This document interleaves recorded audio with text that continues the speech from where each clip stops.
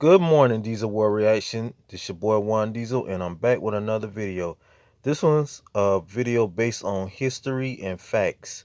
The name of the video is called "The Nation's Biggest Collection of Racist Objects Are All in a Michigan College Basement."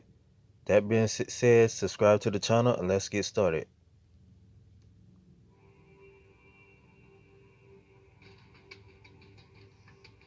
I started collecting racist objects when I was a teenager, and the stuff was everywhere. At a certain point, I ended up with thousands of pieces. I didn't know what I would do with it. I just thought a lot about what it meant to be a person of color living during Jim Crow. Had no intention of creating a museum, but the collection kept growing. So in the 1990s, I gave my collection to the university. It took 15 years, but in 2012, we opened this museum. I have lots of respect for museums that celebrate African American history, that celebrate African American accomplishment, but that's not what this facility was. I wanted to create an actual racism facility, to have people focused on this specific topic in terms of our history. So if you just have a society with millions of just postcards like this, does that reinforce certain ideas about black people and white people? Some of the best discussions we have in the museum are about the word nigger, which sounds kind of weird, by the way, because I'm a sociologist and we don't believe words have any inherent meaning. They're just sound signs that we give. But we do believe that people, once the meanings are given, that they are shared. I mean, no piece is inherently racist. It's a racist society which will create racist objects and will racialize other objects. That's why the watermelon has a racial. There's nothing inherent about a watermelon that makes it racist, but you know darn well that it's been racialized. Someone looking at Aunt Jemima objects or other mammy images, they don't think of that as offensive. They think of good times spent with their families. It's very nostalgic. Someone else looking at those same pieces, they see the vestiges of slavery and segregation. So often we're not deciding that something is racist, but what we are doing are collecting pieces that help us talk about racism. We have lots of friends of the museum, and we receive hundreds of pieces a year. The first director of the museum, he said to me one day, "Hey, there's a couple guys I want you to meet." Here we go. Here's some Jim Crow related materials. These are the dolls. And some of them are older, some are newer. These are like 1950s. This is male cute. and female. Yeah, those are really interesting. They are.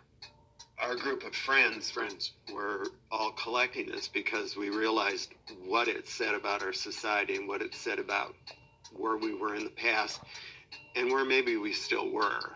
When we met David Pilgrim and the whole Jim Crow Museum and all of that, it was like, finally, there's a place where we can put this. A sense of relief that we could let go of these objects so other people could learn from it. We have some understanding of bigotry. We have some understanding of being the outsider or not being accepted or being told that we are not welcomed, we can't be accepted, you have no place here.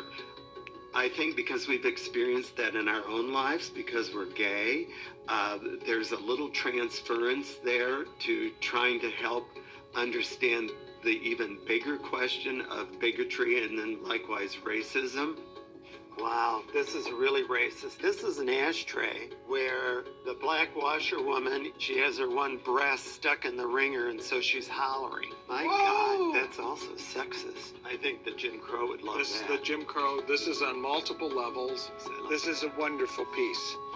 Once we finally discovered the Jim Crow Museum, it gave us more impetus to go out and find, collect, save. They now have at least 500 things from us.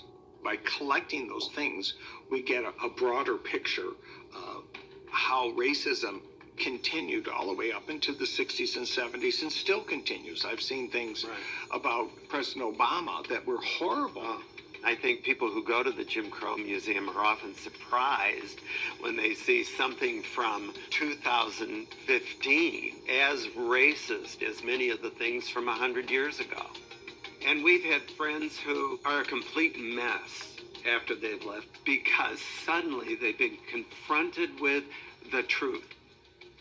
For many years when I traveled, I would say that the United States, despite this history of enslavement and Jim Crow, that we are today more democratic and more egalitarian than we've ever been.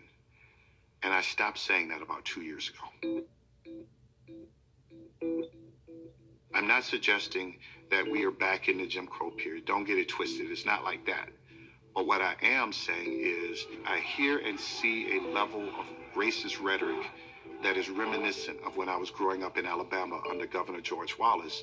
People say they don't want to talk about race, but they're doing it all the time. But they're not talking about it in places where their ideas can be challenged.